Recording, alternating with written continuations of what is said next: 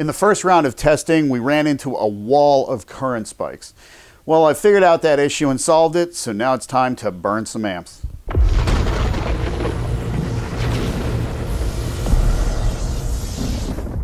Let's talk about the issue with the current spikes. So as you can see here, we now have braided motor cables coming. The VESC is actually in the trunk of the car next to the batteries. The problem was there was too much inductance in the cables. Now, what is inductance? In real quick layman's terms, a resistor or resistance is resistance to electrical flow, right? Inductance is also a resistance of a sort, but it's a resistance to changes in electrical flow. So having said that, what we were experiencing was a massive amount of inductance in those cables. I actually measured them. They were 2 gauge, but they're 17.5 feet long. That is way too long. So there was a lot of inductance happening. And our current spikes were like 140 amps of current spike. So with the inductance in the cable, that current spike could not make it back to the batteries to absorb it. The batteries function like a massive capacitor. A lot of people said, why don't you put a capacitor bank in there? Well, there's 2 really high quality Chemet low ESR capacitors in parallel right at the power supply to the VESC. But they can only absorb 20 amps worth of spikes each. So that's 40 amps, but we saw peaks of 140. If we kept going, we would have blown it up. So I did try twisting the power cables. That didn't work. I tried separating them, which should technically increase inductance. That didn't make a difference either. The only thing that worked was twisting the motor cables, like you see here in the setup. The reason why I didn't do that before is because when we first started this journey, a while ago now, like over a year ago, maybe 2, I don't actually know. But when we first started this journey, I was using these cheap Chinese ESCs. And when you had long motor cables like that, the motor just wouldn't sync. It would just cog and that would be it.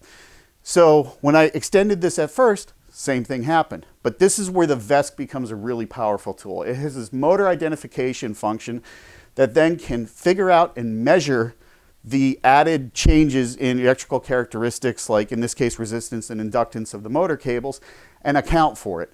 And then it worked. So now it works. Before we were not able to hold 240 amps continuous. Now we can. There's a sound pressure meter here because last time I mentioned how loud it was in here. I actually kind of want to see. And this time, of course, I added this super spectacular blast shield. It's not going to do much, but it may slow down the shrapnel before it hits my face. So let's do a first test. Let's see if we can hold 240 amps. Eric, by the way, is off camera, standing by the kill switch in case something goes horribly wrong. All right, let's go to our real-time data. First, let's wake her up because I haven't tried running it today. All right, here we go.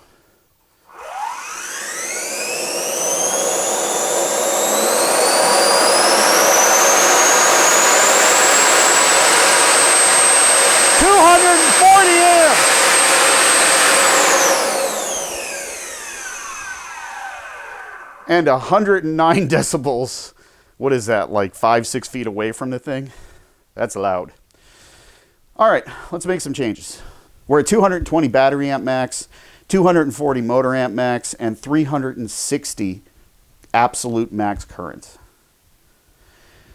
I don't know, Eric, pick a number that's higher than 240, but less than 300. 280. Let's see if we'll hold 280.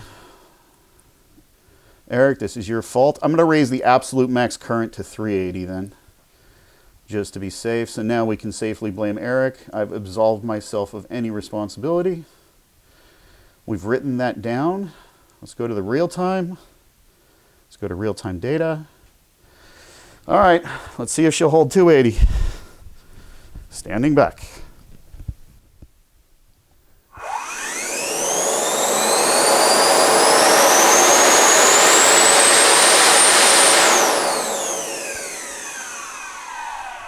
And we hit a fault. Now, the engineer over at Trampa Boards did give me a bunch of things to try and a number of things I could tweak. So maybe if we're hitting that current limit, maybe, you know, prudence is the better part of valor, and I should go refer to some of his notes and then come back here and see if there's things that we could try. Because repeating this, obviously, well, you know what? Nobody ever said I was smart. Let's go back to real-time data and let's watch it freak out again. I mean, it did hold it for a little bit. All right, here we go.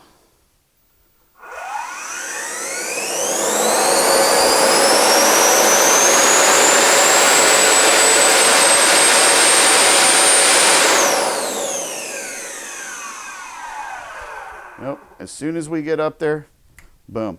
All right, I'm going to go and look at his notes, maybe make some changes, and we'll get right back to testing. Okay, we're back. It's like an hour and a half later. I went through all of Frank's emails. I found out basically what you can play with is the field-oriented control motor identification settings. Now, we did try manipulating the time base at first, and then you hit, that's this time base here. He said try going down to 500 microseconds and then hit calc apply old, and even 250 and calc apply old, and that changes these identification settings. But that actually just made everything worse. And we limited the motor amps to 140 amps. I know there's a fair contingent of you guys that are hoping to see this thing explode, and I kind of would be like you as well, honestly. But I did some math. The impeller tips at this point are spinning at about 530 miles an hour. So if this was like on an RC car, it'd be going 530 miles an hour with a 6-inch wheel on it or tire. This is really kind of scary. It's kind of freaking me out, I'm not going to lie. What actually did work was doubling the observer gain. I don't know what these things are. That kind of worries me a little bit. Like, I like to know what I'm changing. But that's one of the things Frank suggested. He suggested cutting it in half, and then he suggested doubling it. Cutting it in half made it worse.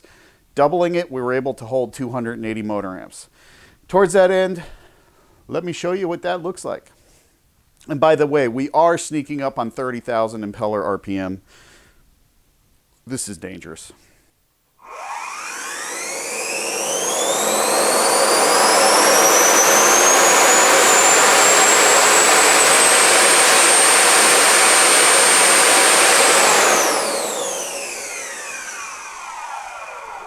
So there you go, 280 motor amps and just under 150 battery amps. Let's keep turning it up. Is that Freedom Rock, man? I'm showing my age. Obviously, we can't be too spiky because now we only have an 80 amp gap between motor current max and absolute max current. Oh, Lord. 320 motor amps. Let's go to 380 absolute max current. Let's keep battery current at 220 amps. Oh, man. This is downright scary. Actually, if I survive this one, maybe we need to start pulling the restrictor out. Because if we pull the restrictor out, it's going to load it down. It's not going to spin so fast. We're only looking for 32,000 impeller RPM. That's going to put us at 650 horsepower if we can get that under load. Oh boy. Okay. 320 motor current amps, 380 absolute max currents. We've doubled observer gain. Let's go back to real-time data.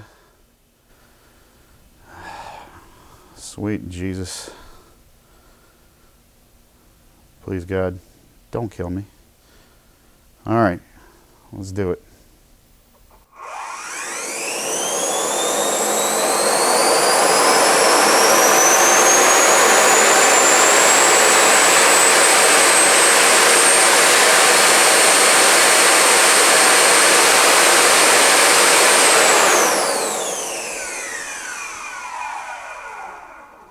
Did I not write that? We are hitting some kind of limit. No, I wrote it. That did not go any faster. The big old question is why? Well, let's take out the restrictor. All right, I've removed the restrictor plate out of the Snorkus along with the clamp. I'm going to lower the motor current. This is going to be max load. At least we're not going to be seeing such terrifying speeds. All right, open Snorkus. Here we go. 240 motor amps.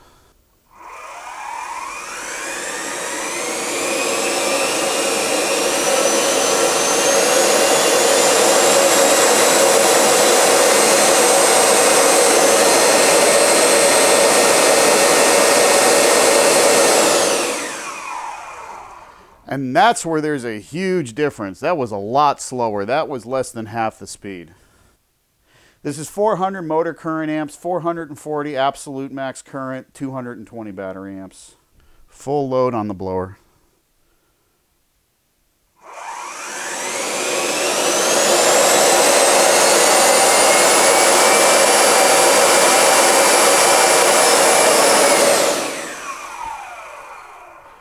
It's just holding it. I'm just not sure how far I can push the motor current limits.